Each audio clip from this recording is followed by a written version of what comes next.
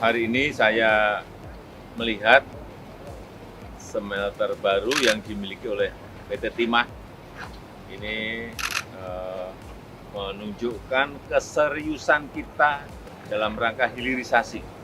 Timah, nah nikel sudah, timah, boksit, semuanya akan saya ikuti dan ini nanti akan selesai November dan kita harapkan pergerakan hilirisasi di Timah akan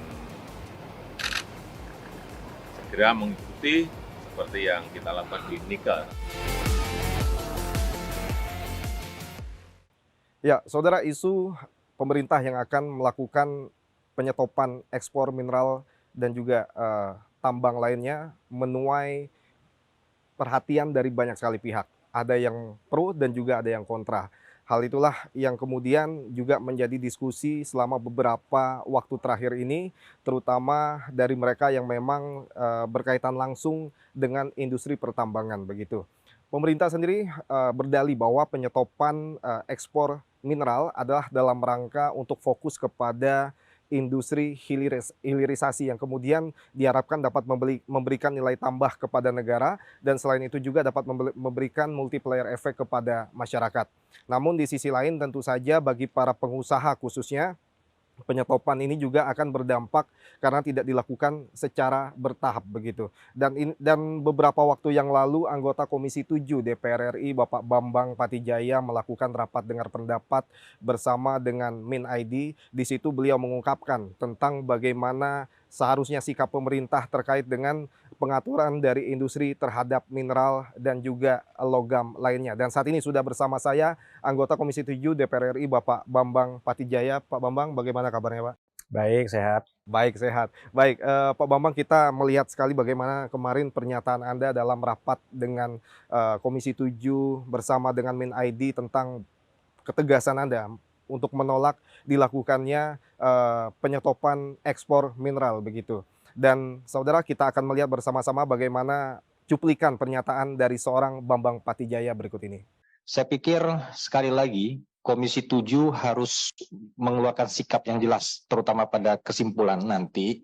Dan kemudian juga saya mendorong kepada Main ID beserta anak-anak perusahaannya yang terkait langsung dengan kepentingan core bisnisnya. Misalkan PT Timah atau mungkin Antam, terkait dengan beberapa mineral-mineral yang tahun 2023 akan di-stop produksi, akan di-stop ekspornya oleh pemerintah. Nah inilah yang harus kita kritisi. Bahwa tahun 2023 beberapa bulan yang lalu Presiden mengatakan ini tahun yang gelap. Kita ini, saya ingat Pak Ketua tadi di ruangan pimpinan mengatakan bahwa pertumbuhan ekonomi Indonesia ini based on consumption. Nah ini kan terkait dengan bagaimana gerak daripada ekonomi domestik, ya kan? Beberapa mineral pimpinan ini dilaksanakan oleh masyarakat secara masif, terutama misalkan yang ada di pertimahan, ya kan? Ini betul-betul retail. Nah, jika pemerintah sembrono, sekali lagi saya ulangi, sembrono tiba-tiba kemudian tanpa satu mitigasi yang jelas, seperti apa yang dilakukan oleh Menteri Bahlil yang tidak paham dengan situasi, ya kan? Ini akan menimbulkan hal-hal yang ekses yang tidak bagus. Misalkan pertimahan, oke lah persoalan supply chain, ini persoalan proses bisnis pasti akan terjadi. Tetapi ekses-ekses yang lainnya, persoalan pertumbuhan ekonomi, kemudian persoalan akan terjadi penyeludupan dan sebagainya. Ini terjadi alamiah ketika orang tidak diberikan satu exit, dia akan cari jalannya sendiri, nerobos dia. Jangan dipikir bahwa penyeludupan di Bangka Belitung Timah itu nanti seperti misalkan di Batubara atau yang lain pakai tongkang dan sebagainya. Enggak, yang melakukan itu masyarakat. Pakai kapal nelayan 5 ton, ketek di saat badai, di saat gelombang sedang besar, itulah mereka keluar. Emang Angkatan Laut dan Pol Air akan sanggup melakukan itu? Kita ini jangan menimbulkan situasi yang tidak positif. Ini yang saya kritisi. Ya, baik. Pak Bambang, tadi kita sudah melihat bagaimana pernyataan Anda di RDP Komisi 7 dengan Min ID tentang bagaimana gambaran yang Anda berikan bahwa wacana untuk melakukan penyetopan terhadap mineral, tentunya ini merupakan salah satu kebijakan yang kurang tepat begitu. Pertanyaannya sederhana, dari pernyataan Anda di RDP tadi, apa yang melatar belakangi Anda menyatakan bahwa ekspor ini tidak tepat, pelarangan ekspor? Iya, jadi kan begini, saya pikir telah terjadi pemahaman yang keliru daripada pemerintah terhadap sektor pertimahan. Ya. Eh, yang tiba-tiba dikatakan bahwa pertimahan belum melakukan hilirisasi, sehingga perlu dilakukan penyetopan untuk memaksa terjadinya hilirisasi. Nah, ini kan satu pemahaman yang keliru daripada pemerintah yang harus kita koreksi. Ya. Bahwa pertama, penyampaian saya adalah kita mendukung adanya hilirisasi. Oke. Jadi bukan artinya kita menolak hilirisasi. Kita mendukung hilirisasi dan pengembangan daripada produk-produk lanjutan daripada timah itu sendiri. Tetapi saya tidak setuju jika sekonyong-konyong dilakukan semacam penghukuman kepada pertimahan dengan alasan belum melakukan hilirisasi. Oke. Nah, ini yang harus kita koreksi. Saya berulang kali menyampaikan bahwa Presiden harus diberikan satu informasi yang betul, perimbangan informasi, jangan sampai mendapat pemahaman yang salah terhadap kondisi pertimahan. Celakanya beberapa pembantu Presiden seperti Menteri SDM, kemudian juga Menteri BKPM, investasi, ini juga bukannya mencarikan solusi, malah menakut-nakuti. Pertama, saya sampaikan, Menteri SDM, Pak Arifin nggak paham dengan apa yang terjadi pada pertimahan. Harusnya beliau tuh bangga dengan apa yang terjadi pada pertimahan. Hari ini, apa yang terjadi pada pertimahan, itu sudah produknya sudah maksimal terkait dengan Kementerian SDM, yaitu produk ingot balok timah dengan kadar 999, 99,9%. Ketika dijual di bursa komoditi, ya kan, dijual lewat bursa komoditi dan dipungut royalti 3%. Nah, sudah clear, sudah final. Persoalan hilirisasi, jangan sampai kemudian Menteri SDM mengatakan masih raw material. Artinya beliau nggak paham dengan apa yang terjadi pada pertimahan. Raw material pada pertimahan itu adalah pasir timah. Pasir timah itu sejak tahun 2002 berdasarkan keputusan Menteri Perindustrian Perdagangan nomor 443 ya kan 2002 sudah menyatakan bahwa pasir timah, saya ulangi, pasir timah itu tidak boleh lagi diekspor. Sejak itu menjadi trigger bangkitnya, munculnya perindustrian, hilirisasi daripada sektor pertimahan, yaitu smelter-smelter. Nah, ini yang saya pikir Menteri SDM tidak paham. Di satu sisi, saya langsung ngomong aja ya, misalkan Menteri Investasi BKPM mengatakan bahwa ini harus di-stop karena belum terjadi hilirisasi. Dengan nakut-nakutin lah, dengan mengatakan ada kekuatan besar yang tidak menghendaki hilirisasi. Pertanyaan saya siapa? Jangan berimajinasi, jangan kemudian Menteri BKPM ini mencari popularitas dengan mengeluarkan statement-statement yang sensasional bahwa seolah-olah dia lagi melawan kekuatan besar. Saya sampaikan, nggak ada itu yang namanya kekuatan besar yang menolak hilirisasi. Yang ada semua menunggu bagaimana mekanismenya, bagaimana regulasinya, dan bagaimana untuk menuju ke arah sana insentifnya. Persoalan hari ini kan karena persoalan regulasi fiskalnya yang sama sekali tidak mendukung terjadinya hilirisasi. Apa yang ada di dalam sekarang, terbangunnya industrialisasi, hilirisasi daripada pertimahan, itu terjadi secara alamiah. Adanya misalkan ingot, adanya tin chemical, adanya tin solder, adanya tin plate. Ini terjadi secara alamiah. Dan mereka survive dengan caranya sendiri. Padahal gara-gara kebijakan fiskal regulasinya menyebabkan bahan intermediate untuk pengolahan di dalam hilirisasi lanjutan ini menjadi lebih mahal karena ada PPN 11%. Seperti itu. Pak Bambang, begini, jika memang kita melihat pada Undang-Undang Nomor 3 tentang Minerba begitu ya, yang mengamanatkan bahwa memang pembatasan ekspor itu kan dilakukan dalam jangka waktu 3 tahun, artinya kepada produk-produk yang memang termasuk ke dalam raw material begitu. Sedangkan tadi Anda mengatakan bahwa timah saat ini sudah bukan raw material yang diekspor, yaitu sudah berbentuk bahan ingot begitu ya, yang tingkat kemurniannya pun sudah sampai 99,9% begitu. Nah, lalu Tetapi timah ini masuk ke dalam salah satu komoditas yang akan di-stop menurut Presiden Jokowi, karena saya pada saat itu hadir juga di Bangka Barat pada waktu kunjungan beliau. Nah, lalu hilirisasi yang dimaksud oleh pemerintah terhadap timah itu apa? Sehingga mereka juga memasukkan timah terhadap salah satu komoditas yang akan dilarang ekspor. Kita harus tanya pemerintah. Itu yang dia maksud hilirisasi itu yang seperti apa yang bikin dia happy. Ya. Saya sudah tanya kepada beberapa kementerian. Ketika misalkan pada FGD yang dilaksanakan di Kadin Indonesia. Saya tanya, waktu itu Direktur Perdagangan Luar Negeri, Komoditas Logam, paparan. Pak Sueb lah namanya kalau saya tidak salah ya. Itu Direktur Perdagangan Luar Negeri, Kementerian Perdagangan. Beliau mengatakan, Indonesia terkait dengan hilirisasi baru melakukan tin solder, tin chemical, tin plate.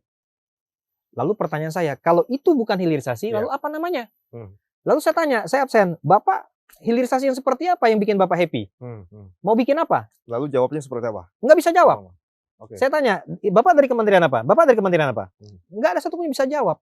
Karena semuanya hanya lip service saja, hanya mengulang-ulang saja, tanpa memahami apa yang dilakukan, apa yang diomongkan seperti itu. Nah, jadi ini yang menurut saya keliru. Saya tegaskan, saya mendukung hilirisasi. Pasti, fix itu. Ya, final itu, nggak ada masalah dengan itu. Yang saya kritisi adalah, saya tidak setuju rencana penyetopan yang tiba-tiba. Karena kenapa? Itu terdampak langsung kepada perekonomian Bangka Belitung. Baik, Pak Mamang, begini, kalau menurut pandangan Anda sebagai anggota Komisi 7 DPR RI, jika hilirisasi terhadap timah memang sudah dilakukan di sini, apakah itu berbentuk tin solder ataupun tin chemical dan lain-lainnya. Lalu kalau kita tarik, apa yang menjadi latar belakang pemerintah untuk melakukan penyetopan ataupun larangan terhadap ekspor timah kalau begitu? Semangatnya saya pikir adalah Bapak Jokowi ingin memberikan nilai tambah, ya, memberikan nilai tambah. Dari mineral, khususnya timah tersebut. Mungkin juga bagaimana pendapatan negara dari melakukan hilirisasi dan sebagainya. Saya sampaikan itu ide yang baik dan harus didukung. Nah, cuman permasalahannya kan jangan disamakan dengan treatment yang ada di nikel. Saya kemarin bertanya langsung kepada Dirut PT Timah.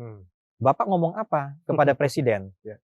Saya tanya langsung, Bapak ngomong apa kepada Presiden? Kok Presiden bilang kita harus meniru nikel? Terbalik, Bapak. Yang ada tuh nikel harus meniru apa yang terjadi pada pertimahan. Karena apa? Berdasarkan keputusan Menteri Perdagangan nomor 443 tahun 2002 tadi, apa yang kita lakukan pada hari ini, pada pertimahan, dengan apa yang ada pada nikel, kita sudah lakukan 20 tahun yang lalu. Sementara nikel baru stop raw materialnya, ya kan, itu tahun 2021. Kita sudah lakukan itu 20 tahun yang lalu. Nah, mungkin semangat daripada Presiden adalah bagaimana ingin memberikan nilai tambah. Dan ini harus kita dukung. Cuman, para pembantunya ini nggak paham menerjemahkan itu. Karena kan ini teknis. Sementara mengancam-ngancam akan melakukan penyetopan, tidak memberikan solusi. Investasi di bidang hilirisasi, ini akan segera terwujud jika persoalan-persoalan hambatan pada regulasi fiskal, itu bisa diatasi. Hari ini saya sampaikan ya, tahun 2021, ada 15 kelompok barang yang mengandung timah yang diimpor ke Indonesia. Dan nilainya adalah 95,6 juta US dollar atau sekitar 1,4 triliun. Ya, besar loh.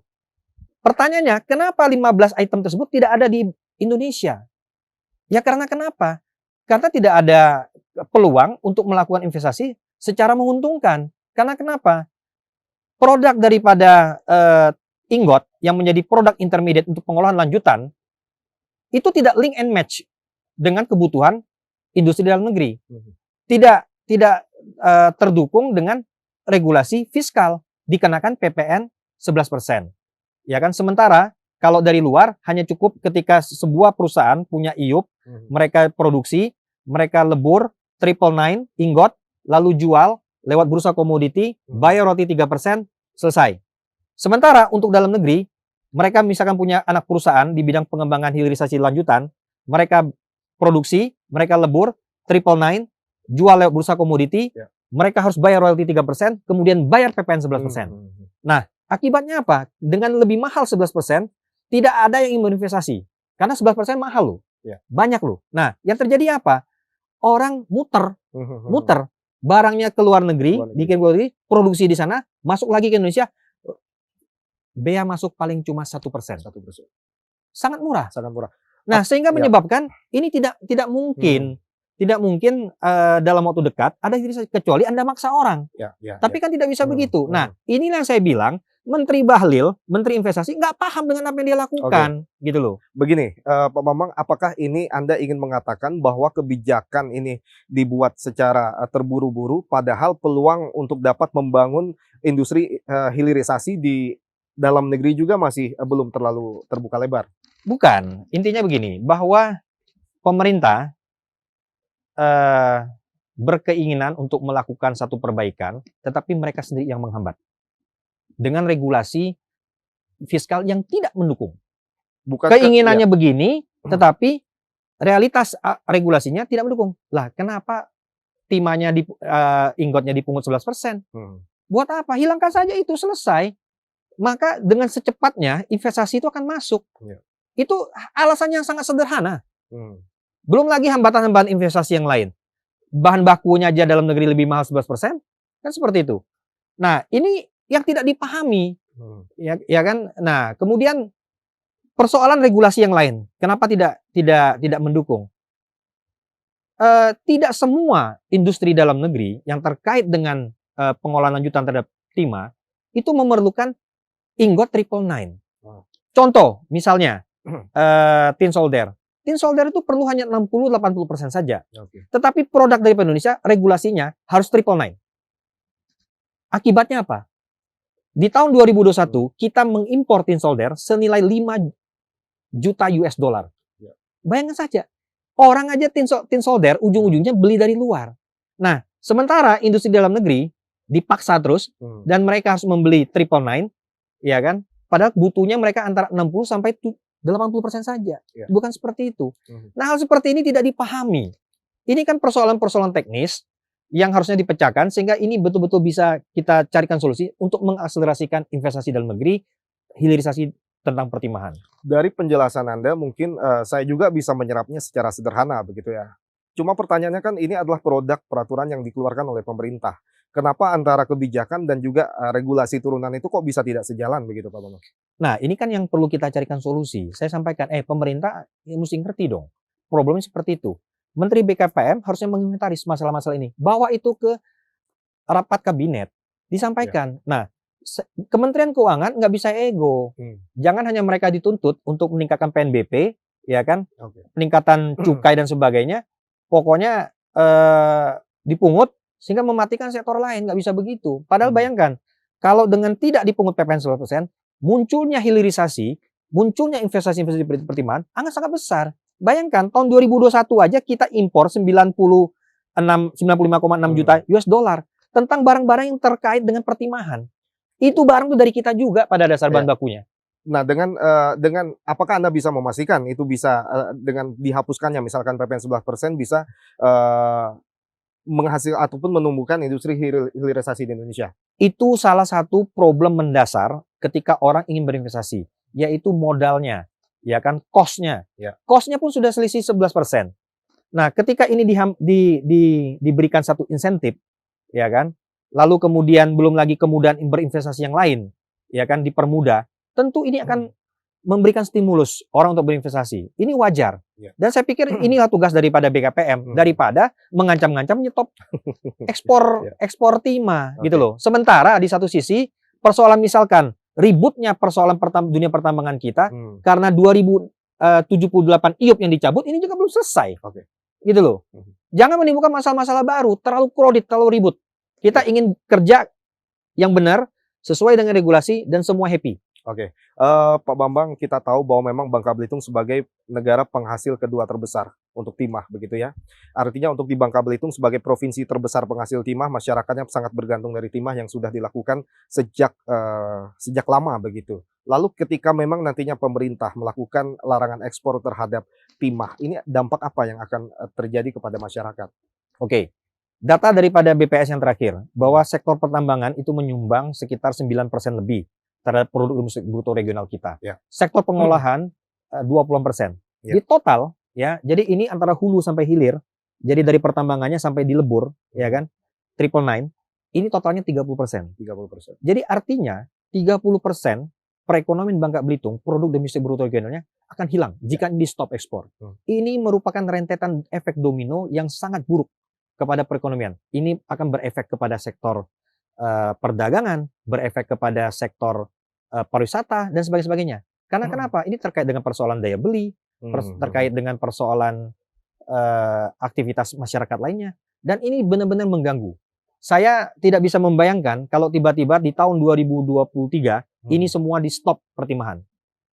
Saya mengkritisi besar, jangan korbankan masyarakat Bangka Belitung untuk satu ide-ide yang masih eksperimen, yang belum fix, yang tidak ada mitigasinya.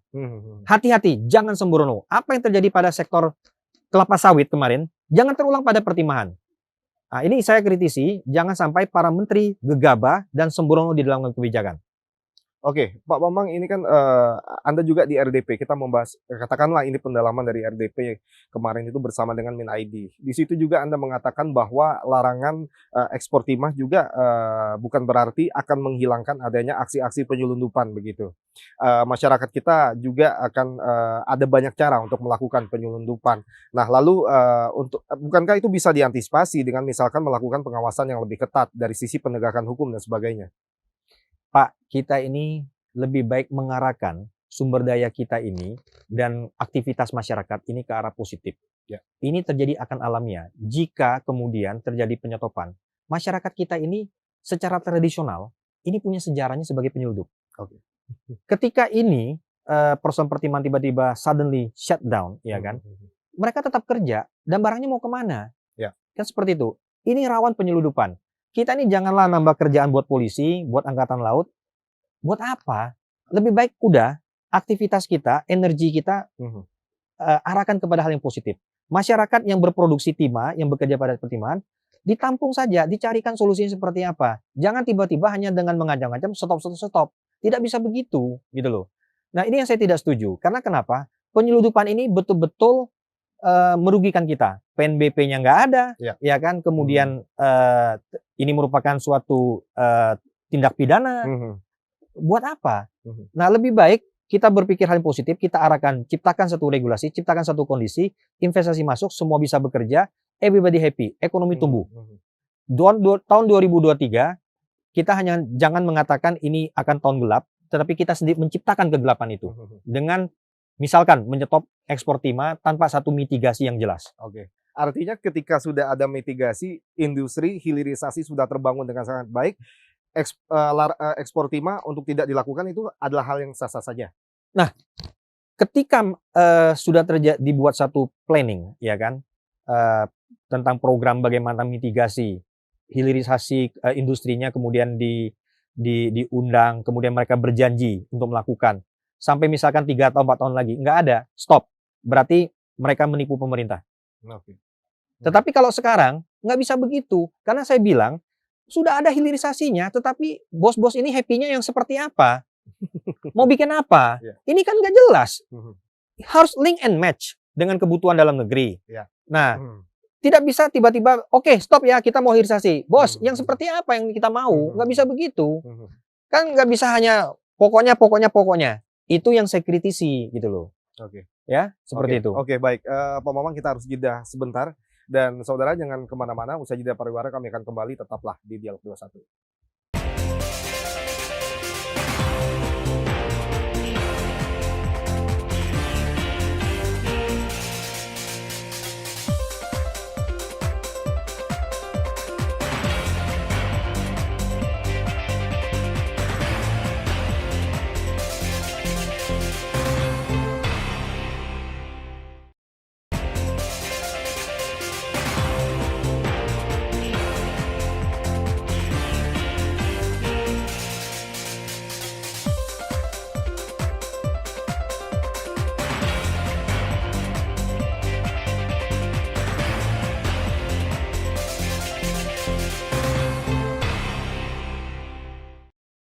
Ya, baik saudara, terima kasih Anda masih tetap bersama kami di Dialog 21, masih bersama kami anggota Komisi 7 DPR RI Bapak Bambang Patijaya.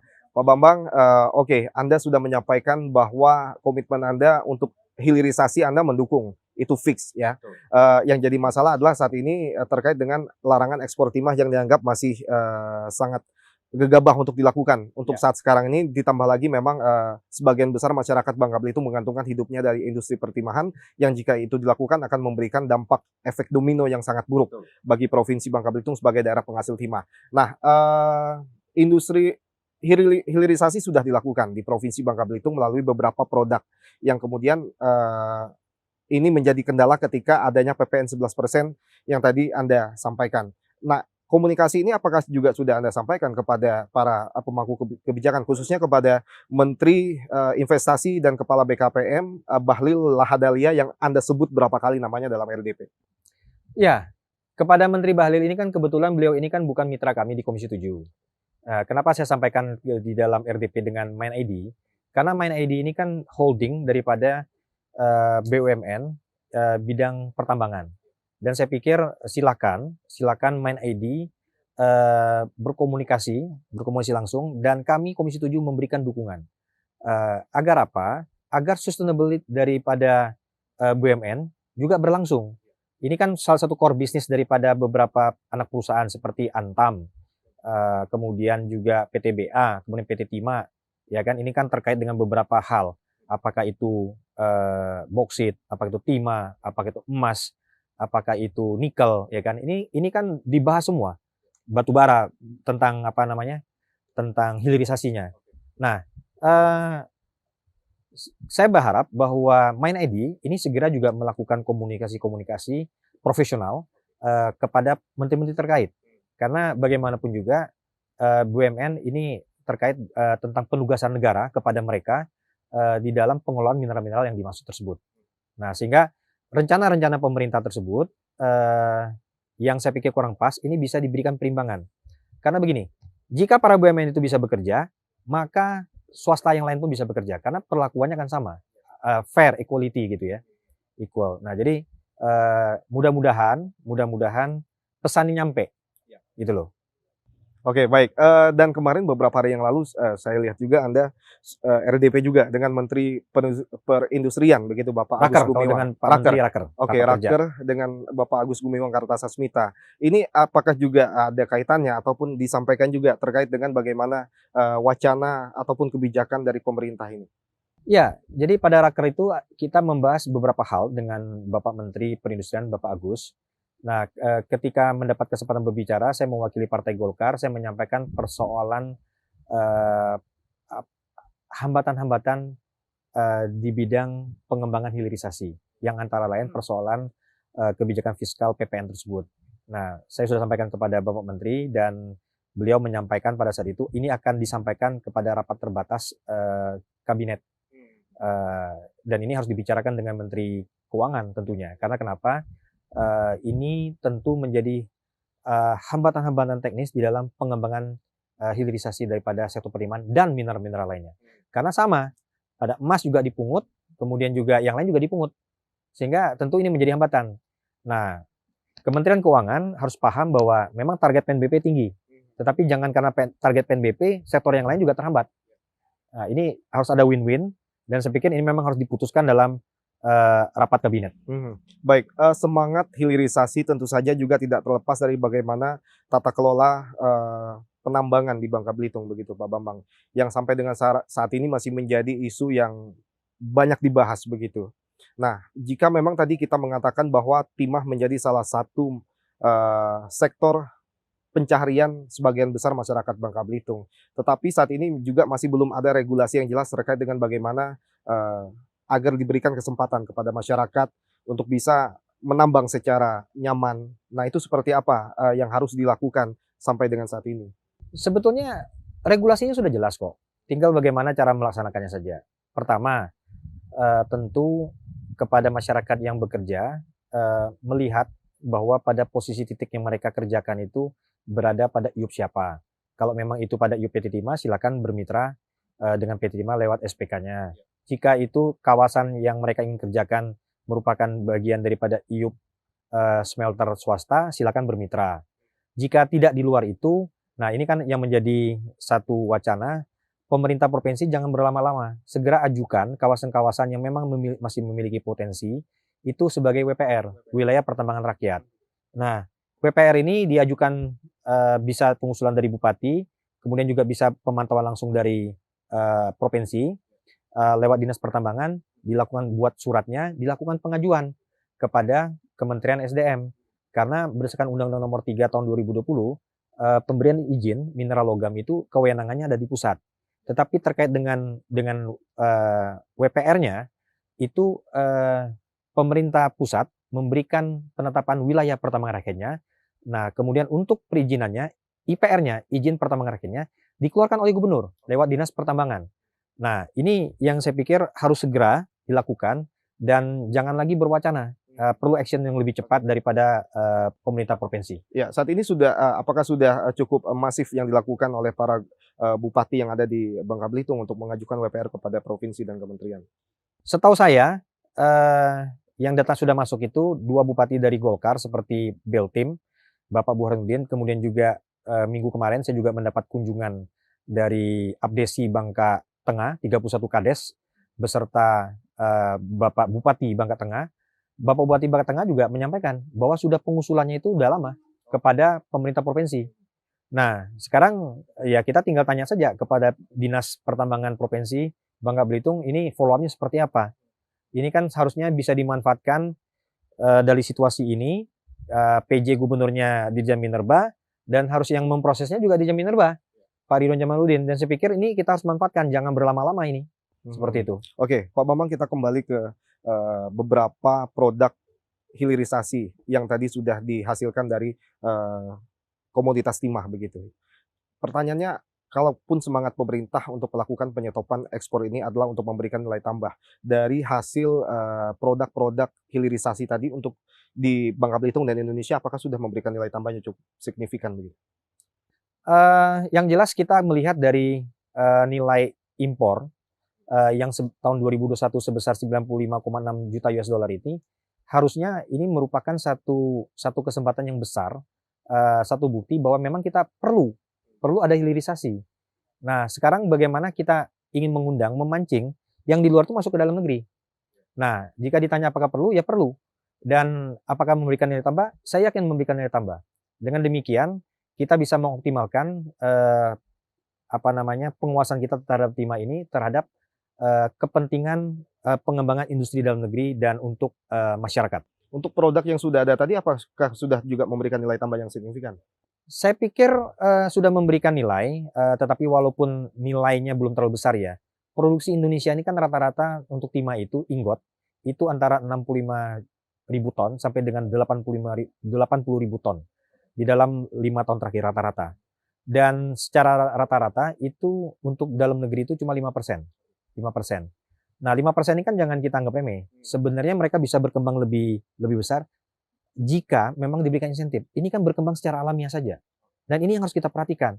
Yang 5% aja bisa berkembang dengan segala kesulitan, apalagi jika diberikan satu kemudahan-kemudahan di dalam berinvestasi. Saya yakin ini akan menjadi satu industri yang luar biasa nantinya. Apakah ini menjadi sesuatu yang mengkhawatirkan atau tidak, Pak Bambang? Misalkan larangan ekspor timah diberlakukan begitu, yang artinya akan berdampak terhadap penurunan devisa dari ekspor yang sangat drastis begitu ya. Ditambah lagi ternyata di satu sisi misalkan untuk industri hilirnya juga belum siap. Nah, ini apakah juga dipikirkan oleh pemerintah begitu? Itulah yang menjadi persoalan saya, yang saya sampaikan, penegasan saya. Pemerintah jangan sembrono.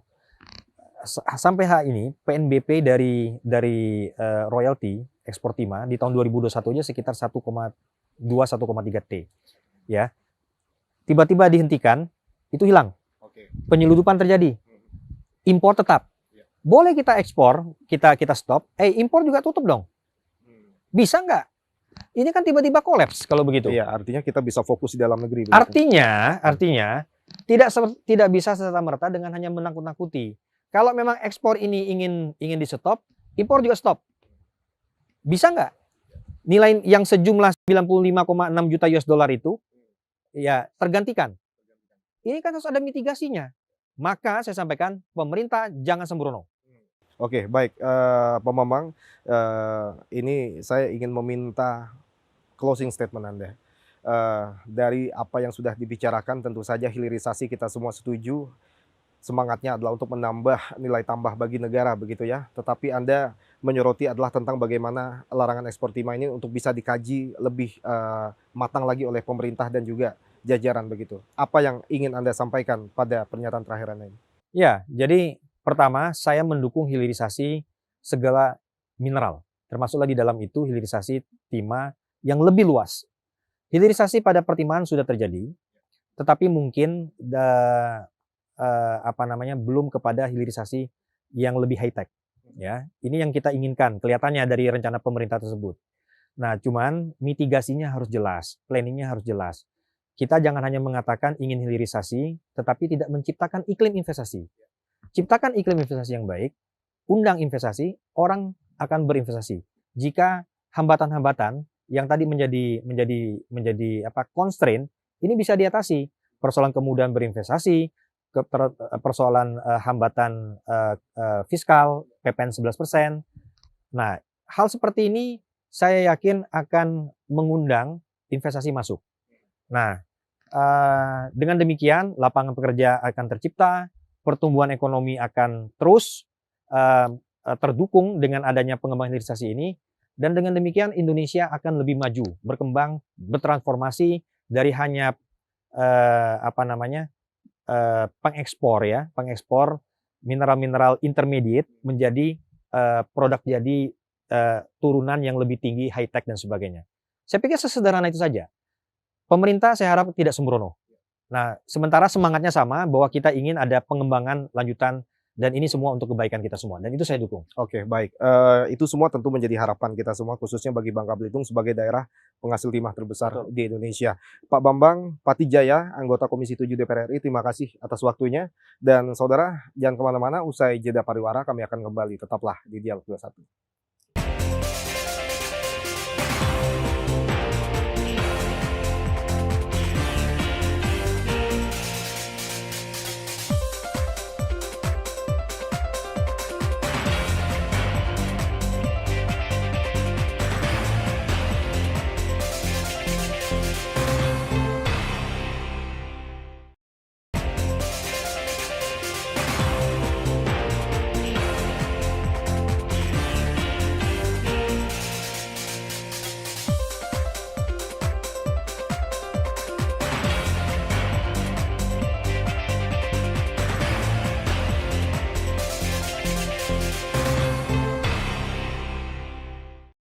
Ya baik, terima kasih saudara Anda masih tetap bersama kami di Dialog 21.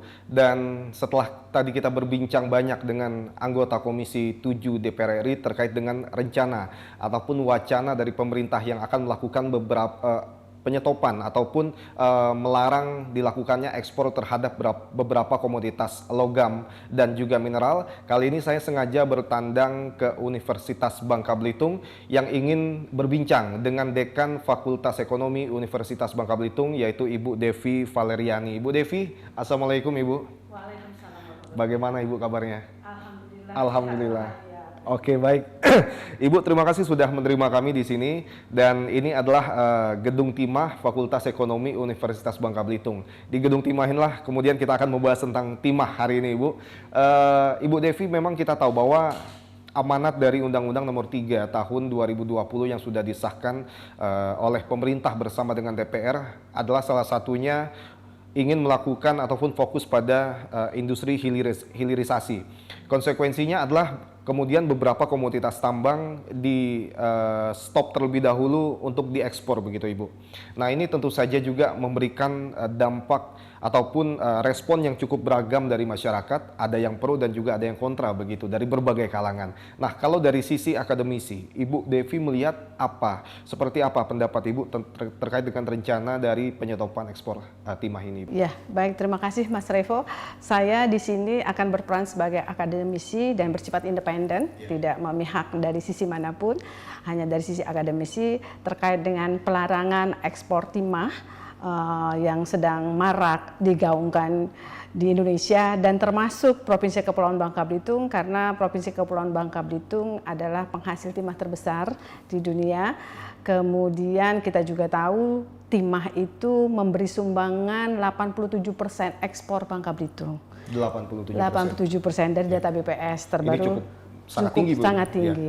Jadi kita bisa membayangkan jika ekspor timah tersebut dilakukan penyetopan atau pelarangan. Nah, dari sisi akademisi biasanya kami akan melihat dari 3 hal, yaitu dari sisi ekonominya, dari sisi sosial, dan dari sisi keberlanjutan atau sustainability. Dari sisi ekonomi, tentunya masyarakat yang notabene-nya berkecimpung full dari penambangan timah, karena kita tahu di sini masyarakat kita banyak yang bergerak atau melakukan pekerjaannya dalam bidang penambangan timah inkonvensional, pasti akan merasakan dampak ekonomi dari penyetopan tersebut. Dampak ekonomi akan berpengaruh kepada rumah tangga mereka, dan itu nanti akan terjadi penurunan pendapatan, penurunan daya beli, dan akan ada pengangguran. Dan itu juga nanti pengangguran itu akan berakibat atau berkorelasi dengan dampak sosial. Dampak sosial pengangguran tidak menutup kemungkinan dari sisi kriminal akan terdampak juga. Kemudian dari sisi keberlanjutan atau sustainability, apakah bisa dilihat nanti hilirisasi yang dilakukan itu akan sustain dalam jangka panjang, mungkin dalam jangka pendek akan mencari pola terbaik dulu, kemudian dalam jangka panjang apakah bisa sustain. Jangan sampai kita sudah berinvestasi yang sangat besar tapi keberlanjutannya terputus. Ya, ini artinya apa, Ibu? Terkait dengan dalam konteks kita bicara dengan rencana pemerintah untuk melakukan penyetopan ekspor ini, artinya apakah keputusan tersebut sudah tepat atau belum ini artinya? Nah, keputusan tersebut tepat atau tidaknya kita harus memandang dari beberapa sisi ya. Dari sisi pemerintah, mereka memiliki pandangan bahwa pelarangan itu mereka menginginkan adanya hilirisasi. Hilirisasi diperhitungkan bahwa itu akan menambah nilai dari timah tersebut. Jadi ada value added yang sudah melakukan perhitungan dan asumsi dengan rinciannya berapa kali lipat akan memperoleh keuntungan dan sebagainya. Itu dari sisi pemerintah, dan pemerintah juga menggaungkan bahwa dengan hilirisasi tersebut akan terdapat penyerapan tenaga kerja yang besar, tentunya tenaga kerja yang memang kompetensi pada bidang hilirisasi timah, kemudian akan berdampak kepada peningkatan pertumbuhan ekonomi. Nah, itu dari sisi pemerintah. Kemudian dari sisi pelaku usaha. Nah, pelaku usaha penambangan timah, dia akan merasa bahwa dengan adanya penyetopan pelarangan itu akan membatasi ruang gerak mereka. Jadi mereka sudah mengekspor selama ini. Pembatasan pertama dulu adalah bijinya yang tidak boleh diekspor atau pasir. Nah, sekarang mereka sudah mengekspor dalam bentuk batangan. Tapi kok dilarang juga. Nah, itu akan memberikan dampak ya. Ruang gerak mereka menjadi lebih terbatas. Nah, pelaku usaha mengatakan dengan adanya hilirisasi tersebut, pendapatan mereka tentunya akan bermasalah atau terjadi fluktuasi atau penurunan pendapatan bagi mereka yang melakukan ekspor dalam bentuk batangan. Nah, masyarakat itu berada dalam posisi keduanya. Artinya ketika masyarakat itu atau sumber daya manusia memiliki potensi, mampu ikut di dalam berkontribusi untuk hilirisasi timah, itu bisa jadi mereka merupakan peluang. Tetapi bagi masyarakat yang tidak memiliki kompetensi untuk ikut dalam hilirisasi timah tersebut, ini merupakan ancaman. Iya. Oke, Ibu Devi, ini sangat menarik, Bu ya. Artinya tadi Ibu mengatakan bahwa memang tujuan utama dari dilakukannya penyetopan ekspor timah ini adalah untuk fokus kepada pembangunan industri hilirisasi begitu. Tetapi di satu sisi kan tadi Ibu sampaikan bahwa saat ini kita sudah mengekspor timah itu berupa batangan, bukan lagi biji ataupun pasir ataupun konsentrat begitu. Yang kemudian ini disandingkan kemarin pernyataan Presiden ketika berkunjung ke Bangka Barat adalah pada saat pemerintah melakukan penyetopan ekspor nikel yang oleh beberapa kalangan termasuk para pengusaha tambang itu dianggap tidak apple to apple antara nikel dengan timah, yang memang nikel saat ini memang baru dimulai untuk melarang penyetopan ekspor berupa biji begitu ya. Nah, ini apakah kemudian sangat logis jika memang hilirisasi menjadi satu-satunya alasan pemerintah untuk melakukan penyetopan. Di sisi lain sebetulnya kita sudah tidak lagi mengekspor biji ataupun pasir. Ya, inilah yang menjadi sebuah kontra dari pelaku usaha pertimbangan Bangka Belitung, kemudian dari masyarakat juga. Ini merupakan kontradiksi ya. Jadi pemerintah harus mengambil sebuah kebijakan yang memang memenangkan kedua-duanya. Jadi artinya apakah dengan hilirisasi tersebut itu merupakan sebuah keputusan yang tepat, karena jangan sampai ekspornya di stop tetapi hilirisasinya belum siap. Kemudian mau dibawa kemana batangan-batangan timah itu? Nanti kalau hilirisasinya belum siap tetapi ekspor dilarang. Padahal kita tahu kontribusi ekspor timah itu terutama di Bangka Belitung itu sangat tinggi sekali. Jadi jangan sampai kita mempunyai mimpi yang tinggi untuk hilirisasi, kemudian bercita-cita untuk mendapat kontribusi yang sangat besar, tetapi justru malah menjadi bumerang dengan ketidaksiapan. Jadi banyak hal yang harus dilakukan, duduk bersama antara pemerintah pusat, kemudian kementerian terkait, kemudian pemerintah daerah, termasuk masyarakat, sehingga akan ada solusi yang terbaik untuk keduanya. Oke, kita bicara dampak, Ibu. Bu Devi begini, misalkan pemerintah sudah melakukan penyetopan ekspor begitu ya. Artinya adalah kita akan ataupun akan terjadi penurunan pendapatan negara yang cukup drastis begitu. Sedangkan di satu sisi untuk di hilirnya juga belum siap. Nah, kira-kira dampak apa yang kemudian akan dirasakan secara ekonomi begitu bagi negara kita? Iya, penurunan nilai ekspor. Nah, penurunan nilai ekspor itu akan inline atau linear dengan pertumbuhan ekonomi. Jadi komponen dari pembentuk pertumbuhan ekonomi itu salah satunya adalah ekspor. Nah, kalau komponen ekspor mengalami penurunan, otomatis pertumbuhan ekonomi dari satu sisi ekspor akan mengalami penurunan. Jadi itu akan berdampak sekali bagi pertumbuhan ekonomi Indonesia dan pertumbuhan ekonomi wilayah Bangka Belitung.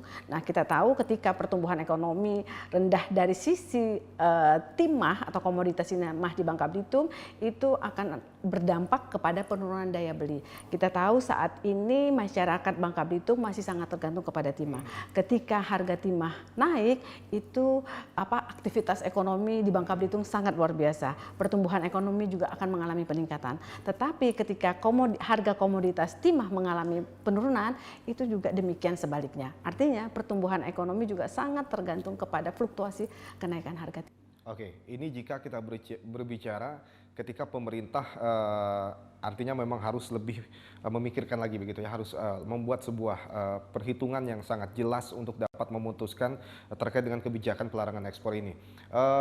Kita berbicara tentang hilirisasi, Ibu. Memang di satu sisi hilirisasi adalah sesuatu yang diinginkan oleh pemerintah untuk dapat mendapatkan keuntungan yang lebih berlipat-lipat lagi ketika memang industri tersebut sudah kita miliki, khususnya di Indonesia begitu. Nah, gambaran tentang hilirisasi ini sebetulnya seperti apa, Bu Devi? Iya, jadi memang negara kita memiliki cita-cita yang sangat tinggi ya, bagus cita-citanya untuk menjadi sebuah negara yang tidak hanya sampai kepada negara berkembang, tetapi kepada negara maju. Nah, salah satu ciri negara maju adalah industri hilirisasi. Jadi itu cita-cita jangka panjang, namun kita tetap harus memikirkan hal-hal jangka pendek dan hal-hal jangka menengah. Nah, pemerintah memiliki wacana ketika dilakukan hilirisasi, artinya timah-timah tersebut tidak lagi diekspor keluar, tetapi diproduksi untuk kebutuhan hilirisasi tersebut di dalam negeri. Dan harapannya banyak tenaga kerja yang serap, kemudian kita menjadi sebuah negara industri. Jika itu jangka panjang, lalu kenapa kemudian pemerintah terkesan begitu ya, tergesa-gesa untuk melakukan penyetopan ekspor timah ini? Nah, itu yang menjadi masalah. Jadi banyak pengamat yang mengatakan jangan terlalu terburu-buru, jangan terlalu tergesa-gesa untuk menetapkan atau memberlakukan pelarangan dari timah tersebut. Karena banyak hal yang harus dipertimbangkan. Boleh jadi kita lihat dulu untuk nikel, apakah memang hilirisasinya berlangsung dengan baik. Nah, kemudian timah juga tidak bisa disandingkan dengan nikel seperti yang disampaikan di awal tadi, karena memiliki sebuah kondisi yang berbeda-beda. Nah, timah ini jangan sampai nanti sudah diterapkan hilirisasi, potensi yang ada. Kita tahu kan timah itu cadangannya semakin menipis, diinformasikan dari tahun ke tahun cadangan semakin menipis dan merupakan bahan tambang yang tidak bisa diperbaharui. Jangan sampai dengan hilirisasi nanti jumlah kandungan timah terbatas, kemudian hilirisasinya mandek di tengah jalan. Itu. Iya, oke, baik. Tapi begini, Bu, ketika pemerintah tidak mengambil keputusan untuk melakukan larangan ekspor timah, apakah kita masih ingin terus hanya sekedar mengekspor berupa batangan saja tanpa membuat sebuah fondasi untuk membangun industri hilirisasi begitu? Karena saat ini kan alasan pemerintah adalah bagaimanapun juga ketika tidak adanya larangan ekspor, maka industri hilirisasi itu menjadi sesuatu yang sangat sulit untuk bisa kita realisasikan. Jadi kembali lagi ke cerita sebelumnya bahwa cita-cita untuk hilirisasi tersebut memang harus diwujudkan. Tapi sudah dimulai fondasinya sekarang fondasinya sudah dimulai. PT Timah kan sudah membangun di Bangka Barat kalau tidak salah ya. Nah itu adalah fondasi awal karena memang PT Timah merupakan BUMN yang berkecimpung dalam bidang tambang timah. Nah untuk hilirisasi mereka juga sudah mencoba untuk membangun sebuah pabrik yang memang harapannya itu dapat menyerap tenaga kerja, kemudian menciptakan value added atau nilai tambah dari timah-timah tersebut. Nah, pesan saya juga memang untuk pabrik-pabrik hilirisasi tersebut sebaiknya pabrik olahannya itu didirikan di Pulau Bangka Belitung. Karena apa? Karena jika didirikan di daerah lain, maka kontribusi PDRB industri pengolahannya tidak dicatat di Bangka Belitung, tetapi dicatat di mana pabrik itu berada. Jadi harapannya kalau memang mau hilirisasi itu harus dilakukan di Bangka Belitung. Oke. Apalagi ini merupakan salah satu komoditas yang sangat penting di dunia, begitu Ibu ya. Baik Ibu Devi, kita harus jeda terlebih dahulu dan saudara kita akan lanjutkan perbincangan dengan Dekan Fakultas Ekonomi Universitas Bangka Belitung usai jeda pariwara berikut ini. Tetaplah di Dialog 21.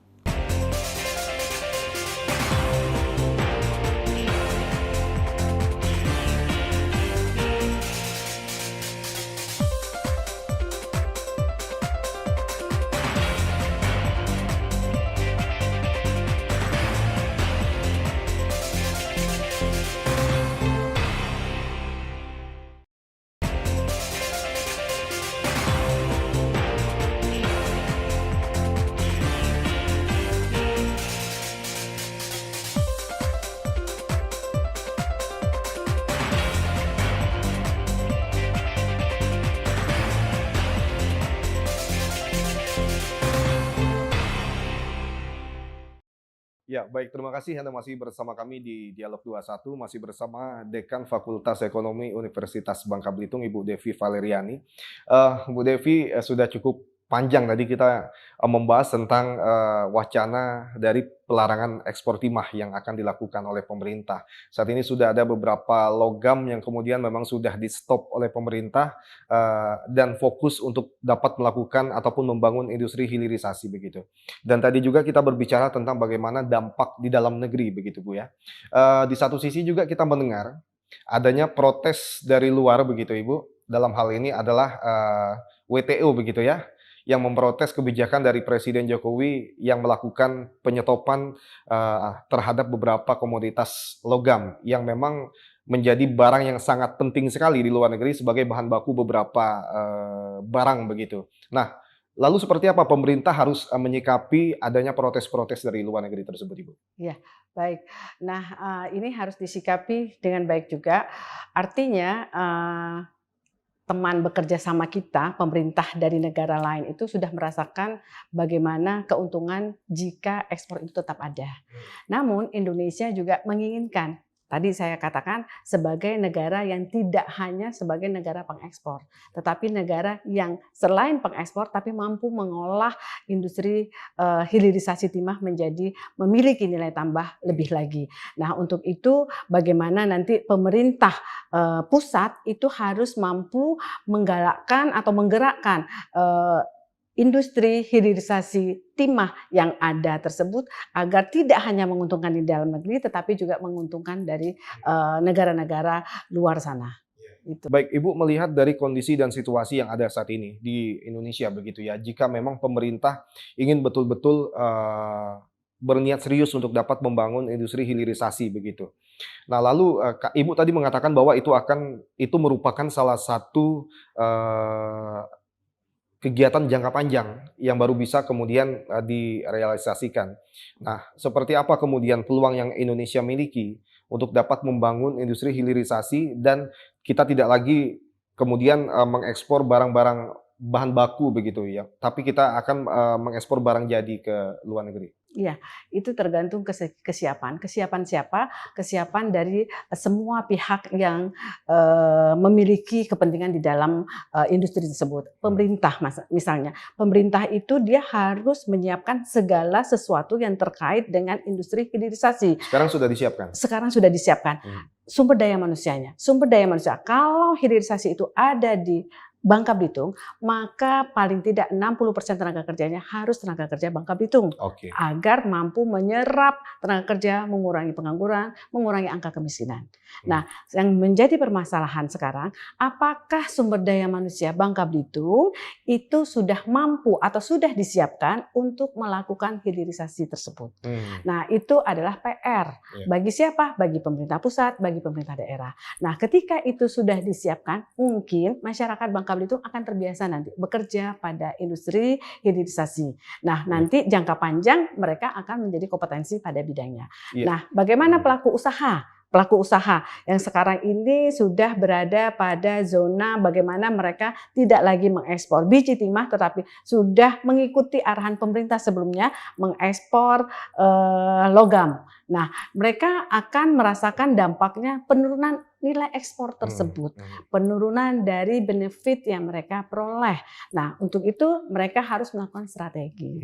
Bagaimana strategi? Paling tidak itu tadi, apakah pihak swasta sudah diberikan ruang untuk membangun hilirisasi juga. Nah, itu nanti jangka panjangnya, itu yang saya maksud dengan jangka panjang. Karena membangun sesuatu atau pabrik dengan kesiapan sarana prasarana dan infrastruktur termasuk infrastruktur modal manusianya itu memerlukan waktu. Oke, memerlukan waktu itu mungkin kata kunci terakhir dari perbincangan kita pada siang hari ini. Ibu Devi, terima kasih banyak atas waktunya. Semoga ini bisa menjadi referensi yang sangat penting begitu ya bagi berbagai macam pihak di dalam melihat seperti apa kemudian kebijakan dari larangan ekspor timah ini, apakah bisa dilakukan dalam waktu dekat atau tidak begitu. Yang terpenting adalah mungkin hilirisasi adalah sesuatu yang tidak ada orang yang anti terhadap hilirisasi. Tentu saja itu menjadi sebuah keniscayaan jika memang kita ingin meningkatkan nilai dari komoditas yang kita miliki, Bu ya. Tapi lagi-lagi adalah bagaimana kemudian itu bisa dilakukan dengan pertimbangan yang sangat matang sehingga tidak ada pihak yang dirugikan. Ibu Devi, terima kasih atas waktunya. Sama-sama, semoga bermanfaat. Iya, baik.